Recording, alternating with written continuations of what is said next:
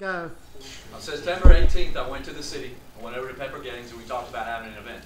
I looked into having events at the train station, but for an hour event at the train station with the setup fee and the cleanup and all was about $235 an hour for every event I would have at the train station. So the train station was out.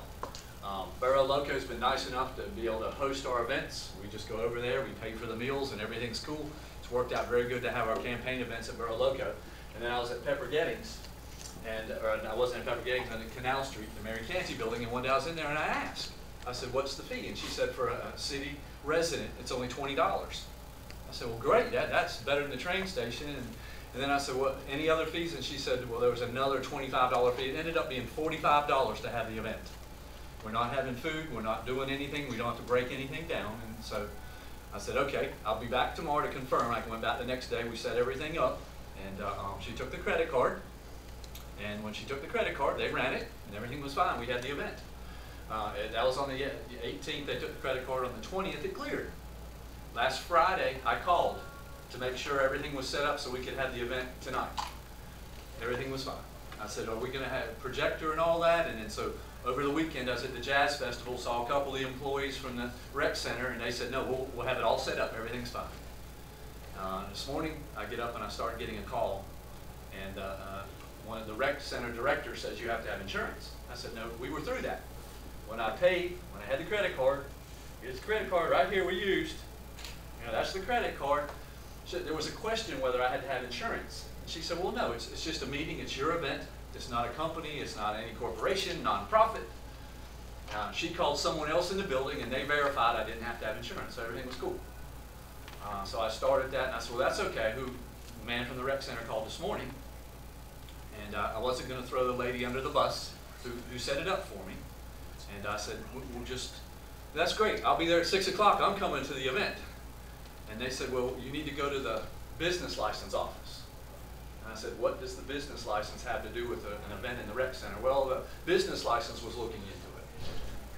So that didn't make any sense. So anyway, I've sort of taken my time to get down there. And in the meantime, the assistant director of the department head called and said, Mark, you need to know that you have to have insurance today. I said, well, no, we've been through this. And I said, I was on my way down to the, business license office. And he said, well, if you want to go talk to Mary about it, that's fine. But I said, well, I didn't know I had to go to business license for an event.